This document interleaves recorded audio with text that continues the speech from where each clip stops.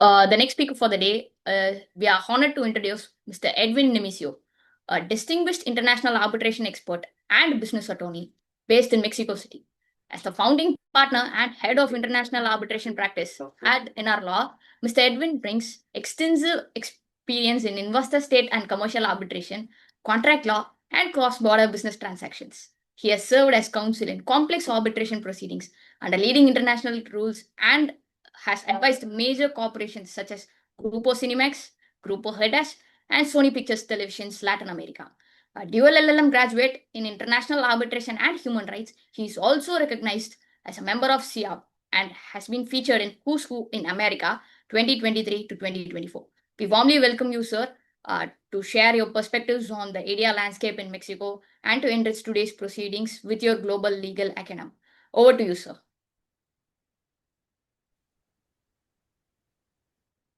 Thank you. First of all, I want to thank you to Kovise Foundation Conflict Resolution International for this warm invitation, celebrating the Global South ADR THIRUNAAL. So it's a really big pleasure to be here. Now we are talking about the current affairs of international commercial arbitration in Mexico. As my predecessor said very well, Mexico stands out of the world's leading jurisdictions in arbitration. Over the last 5 years, Mexico has consistently ranked within the top 10 countries with the most parties participating in arbitration proceedings administered under the arbitration rules of International Chamber of Commerce. The prominence of Mexico in the field of domestic and international arbitration arises from multiple factors. The country's growing economic relevance on a global scale and its wealth in natural resources becomes Mexico as an attractive jurisdiction in terms of investment and development of extractive and production industries. This significantly contributes to its importance in the arbitration scene. We safely say that Mexico is a pro-arbitration jurisdiction. Mexico has adopted an arbitration legal framework that conforms with the highest international standards and has ratified a considerable number of treaties with investment protection provisions. Apart from having two growing local institutions, the National Chamber of Commerce of Mexico City and the Arbitration Center of Mexico, Mexicans are among the top users of the most renowned international arbitration institutions. The inclusion of arbitration agreements in government contracts is only one of the many factors that contribute to the extensive use of arbitration in Mexico. Let's move on to the Mexican legal framework. Arbitration holds a prominent position in Mexico's legal system because it's governed by provisions outlined in the Constitution, in international treaties, and federal law. The Mexican legal framework on international arbitration started with signing international instruments, in particular, the Convention on the Recognition and Enforcement of Foreign Arbitral Awards, the New York Convention. The next one is the Inter-American Convention on International Commercial Arbitration, the Panama Convention, and the Inter-American Convention on Extraterritorial Validity of Foreign Judgments and Arbitral Awards, the Uruguay Convention. Despite acceding to such international instruments, Mexico was neither an active nor an attractive market for the practice of international commercial arbitration. It wasn't until the 1990s when Mexico's economy further opened to foreign investment by signing the North America Free Trade Agreement, the NAFTA, alongside the United States of America and Canada. At the time of the NAFTA negotiations in 1993, Mexico decided to adopt the UNCITRAL model law on international commercial arbitration by integrating it into the commercial code by inserting a fourth title on commercial arbitration. The purpose of this legal reform was to consolidate Mexico's vision on the open market economy. It states that Mexico's internationalist project could not be disassociated from the new political and economic challenges that were already shaping international relations. Also, as part of this economic modernization, Mexico underwent an important process of legislative transformation that will facilitate its full integration into world trade. In 2008, Article 17 of the Federal Constitution was amended to include alternative dispute resolution mechanisms. So it must be considered, at the very least, that the possibility of resorting to such mechanisms, like arbitration, must be qualified as a constitutionally protected interest. More recently, in 2011, the Mexican Congress further amended the Commercial Code to update its arbitration system, and in particular, to regulate judicial intervention in arbitration proceedings. Now, let's move on to talk about the judicial precedents related to arbitration. The understanding of the Mexican lex arbitri cannot be complete without considering judicial precedents issued by Mexican courts to interpret and apply it. The provisions of the Code of Commerce and the decisions of judges jointly are what truly represent Mexican arbitration practice. I will explain a few Mexican judicial precedents. The first topic will be limited extent of judicial intervention in arbitrations. Mexican courts have reaffirmed the principle of minimum judicial intervention in arbitration and invited judges to only intervene in arbitration in the limited circumstances allowed by the lex arbitri. In addition, a Mexican court went even further by clarifying that Mexican courts had no jurisdiction to decide procedural aspects of arbitrations or review interim procedural decisions made by the arbitral tribunals. The court reasoned that arbitration proceedings should have no judicial intervention to guarantee the efficiency and autonomy of arbitration from court proceedings. The next theme is the discretion of Mexican courts to grant interim measures in support of arbitration. The court established that it has a broad discretion to grant interim measures in support of arbitration due to the diversity and unpredictability of situations that may require said kind of relief. Also, the court clarified that courts must conform to standards of reasonability and coherence when issuing these orders. The next subject is the ex parte interim measures issued by Mexican courts in support of arbitration. A Mexican court interpreted that interim measures issued by Mexican courts in support of arbitration could be initially issued ex parte to secure the effectiveness of the measure.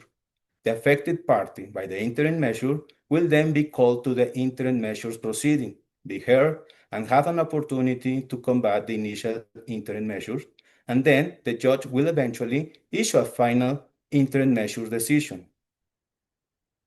The next topic is the standard of judicial review of the existence and validity of an arbitration agreement when deciding a request for referral to arbitration. A Mexican court concluded that the threshold to determine that an arbitration agreement is null and void, inoperative, or incapable of being performed when decided not to refer a dispute to arbitration should be high. The judge ruled that said decision could only be reached if 1.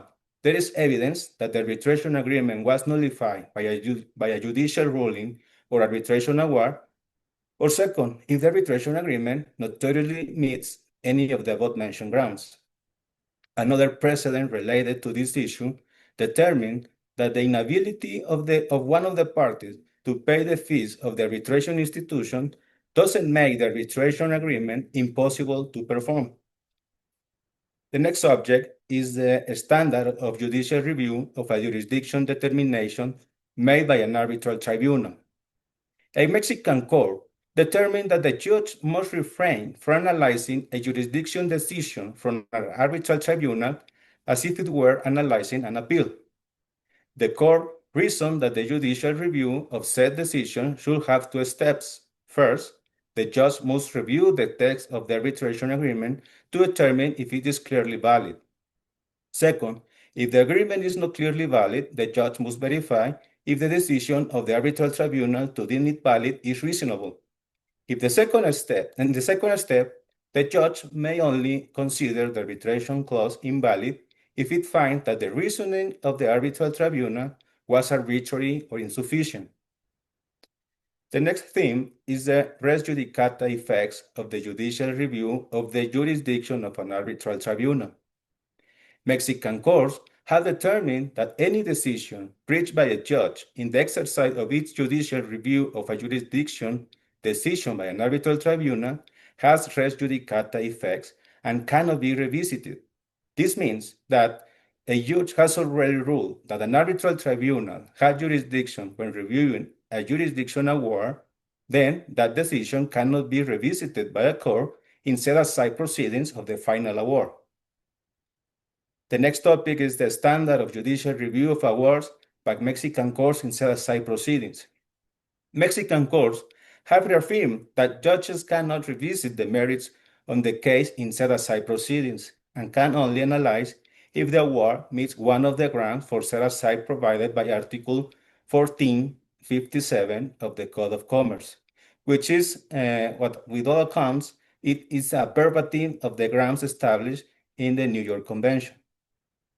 Also, it concludes that the burden of proof of demonstrating that one of the grounds for set-aside is met is one of on the party that requires the annulment of the award, and that if that burden of proof is not met, then the award will be valid. In addition, the Mexican Supreme Court especially analyzed the standard judicial review of an award when a party argues that the arbitral tribunal violates due process because of an incorrect analysis of the relevance and weight of the evidence. The Supreme Court determined that the arbitral tribunal has the power to determine the admissibility and weight of evidence, and thereof, if a court reviews this issue, it will be revisiting the decision on the merits of the case, which is not a law. The next topic is the preclusion of filing several set-aside requests against the same award. A Mexican court reasoned that a party that wishes to set aside an award must include all the grounds it considers are met in its initial set-aside request. Then, the court considers that a party should not be allowed to file several set-aside requests against the same award invoking different grounds, even if it does so within the 3-month period provided for that purpose.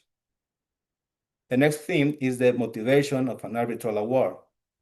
The jurisdictional guarantees of providing legal grounds and reasoning are public rights enforceable by the authorities exercising a jurisdictional function, but not private arbitrations. In that context, the Commercial Code is based on the general obligation to state reasons for arbitral awards, although it cannot be said that the ratio of the reason for arbitration is Articles 14 and 16 of the Federal Constitution, or their equivalence with the judicial function. Rather, the reasons for an arbitral award are based on practical and logical reasoning. The next subject is the duly authenticated or duly certified copy requirement. This requirement is established in Article 1461 of the Code of Commerce. This requirement cannot be understood as a requirement aimed at endorsing or demonstrating the formal and material validity of an arbitral award or its binding nature. This is because the authentication is only a mechanism purposed to provide greater certainty about authenticity and to reduce the probability of an eventual claim of falsity of the document itself, giving legal certainty to the procedure. By the same legal reasoning, the fact that an original award or a certified copy thereof is presented without having been authenticated through a notarial act that records the acknowledgement and ratification of the arbitrator's signature doesn't mean that the award is not authentic or that it should be presumed to be false or that it lacks in itself any probative value. The next subject is the due process and legality of an arbitral proceedings. Arbitral awards are not directly governed by Articles 14 and 16 of the Constitution, which regulate acts of public authorities. But, as the Supreme Court has held, this doesn't mean that there is no right of due process in arbitration, but only that protections are not directly based on those constitutional provisions. On the contrary, due process and legality of an arbitration proceeding is protected by Article 17 of the Constitution, Article 5, Section 1, and Subsection B, both of the New York Convention and the Panama Convention. The last topic is the appeal review of an arbitral award in the same arbitral system. The commercial code doesn't provide for an ordinary appeal against an arbitral award, or with the same effects as an appeal by the state jurisdiction. However, the Supreme Court established that there is no provision or legal impossibility for commercial arbitration parties to agree on an arbitral award. This may be reviewed in its legality by a different arbitral tribunal as a second level of review of the award within the same arbitral system. That is because it is within the scope of the parties' freedom to introduce into the arbitration agreement a review of this nature in the same arbitral system. Since the parties are not prohibited from agreeing to this kind of review in the arbitration agreement within the boundaries of the arbitral system. Now, we'll talk about the current trends in Mexico's arbitration practice. One factor that seems to have contributed to the increase in the use of arbitration in Mexico is the inclusion of arbitration clauses in contracts by foreign investors, government agencies, and state-owned companies. Another factor that may contribute to the strengthening arbitration in Mexico could be the efforts made by the Mexican arbitration institutions to adapt their rules and practices to international arbitration developments. In the past years, the number of commercial arbitration has increased due to the arrival of foreign investors who requested the inclusion of arbitration agreements as part of their negotiation strategy in their contracts. The increase in foreign investment may be attributed to the adoption of a comprehensive investment protection legal framework in Mexico. In addition, several government agencies, such as the Mexican Hydrocarbons Commission and state-owned entities, consistently include arbitration clauses in a significant number of contracts. The above-mentioned factors have contributed to Mexican private and state-owned companies becoming top users of international arbitration institutions, such as the ICC, ICDR, and the London Court of International Arbitration. Next, I will talk about the arbitration limitations in Mexico. While Mexican law doesn't specify a list of arbitrable subjects, certain laws do reserve specific matters for Mexican courts. For example, the Mexico City Civil Procedure Code provides that family law matters such as alimony, divorce, matrimonial property, and custody are reserved for Mexican courts. The Federal Civil Code provides that matters corresponding to an individual's legal capacity, criminal damages, and wills or estates are reserved for Mexican judicial tribunals. Mexican law prohibits parties from referring administrative recession or early termination of public contracts to arbitration. The public-private partnership law prohibits the revocation of concessions and action in which a state acts in its official capacity, as opposed to as a contracting private party. Currently, these matters are exclusively handled by administrative state tribunals, meaning that arbitration is not an option. Nevertheless, damages resulting from the illegal termination or administrative rescission of contracts can be resolved through arbitration. The next slide is about the challenges for arbitration in Mexico. Even if it may seem that Mexican arbitration is in its prime, that doesn't mean that this dispute resolution mechanism is not facing considerable challenges. As my predecessor said, in 2024, a constitutional reform transformed the basis and structure of the Mexican federal judiciary. The most debated and criticized aspect of the reform is the proposal to elect judges, magistrates, and justices through a secret and popular vote, rather than appointing them based on their judicial career. A fundamental criticism of the reform is the potential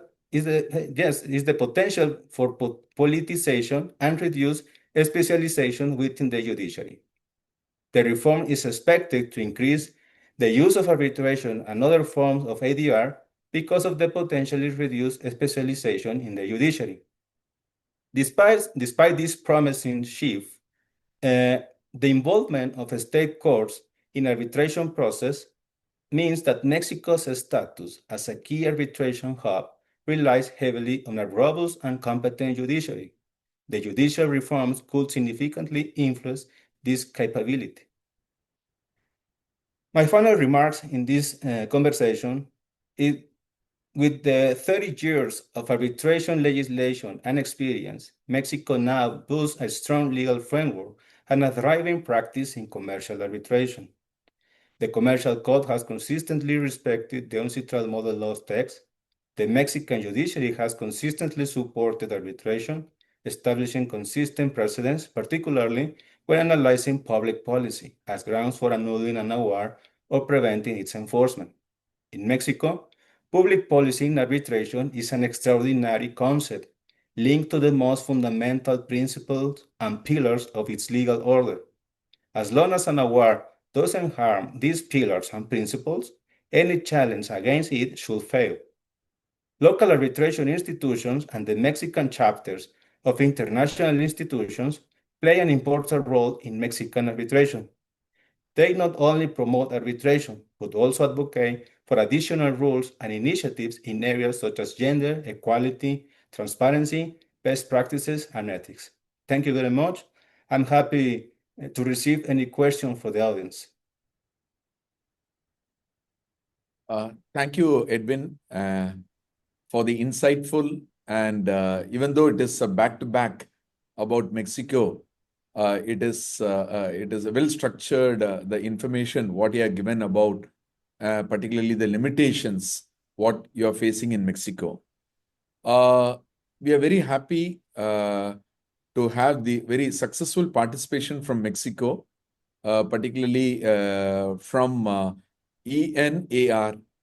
I hope I am correctly identifying your law firm's very, very significant point. We all are very, very interested to have Mexico, particularly the practitioners and institutions in Mexico, to be actively involved in this alliance what we are proposing, likely to propose by end of this day. And this is going to be a long-term relationship. And Edwin, you are going to be part of this significant task as an arbitration practitioner as well as an arbitrator. Thank you, Edwin, once again for sharing the wonderful thought about the existing scenario of arbitration in Mexico in all perspective. That is very important as a practitioner who is going to be the end user of this particular ADR platform. We feel that it is going to be a long period to accept these reforms, what's happening in Mexico, and subject to the judicial precedents, it is going to be the ultimate growth of ADR in Mexico as well as global South countries. Thank you. Thank you for your valuable thoughts. Thank you. I appreciate it. It's been a lovely experience. Thank you.